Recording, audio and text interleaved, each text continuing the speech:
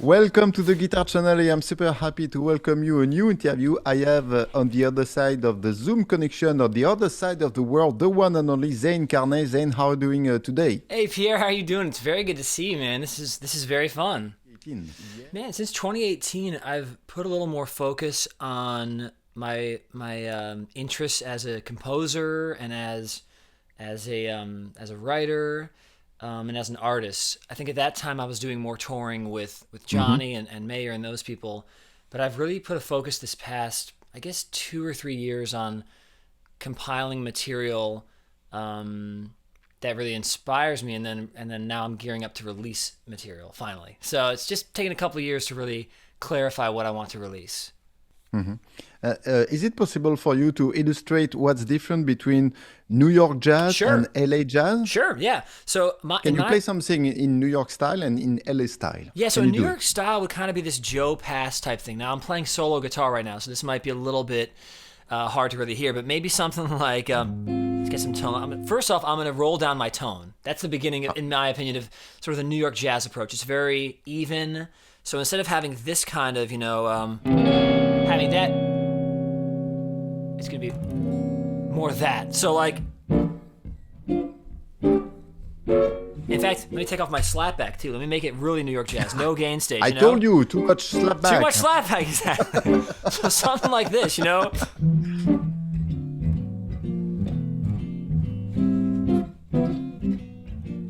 this is older world New York jazz. I'm talking, this is like 1960s or 50s.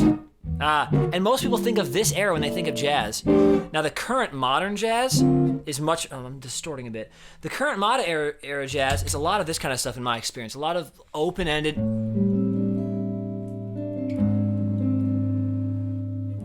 And I'm just making up something right now.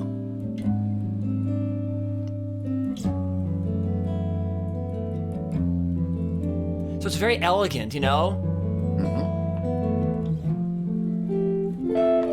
And there'll be some crazy melody, all right? And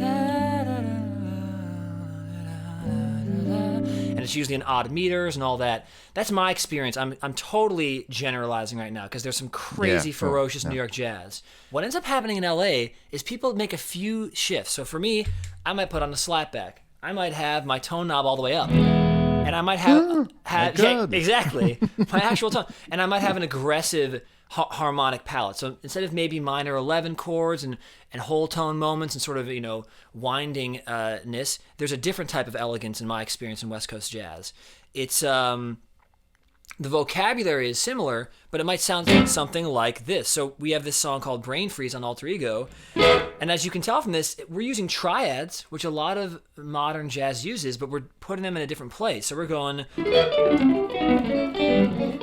So you heard that whole intro when I started this interview. Well, we're soloing over those changes. So if I can kind of loop this for you, the Brain Freeze changes are basically...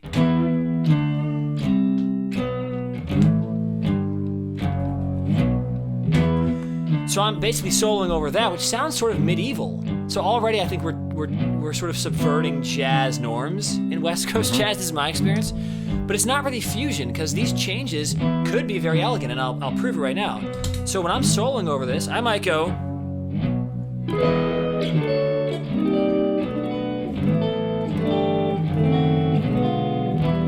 So all that harmony was really out there. I mean, and that is a jazz thing, but my guitar was bright.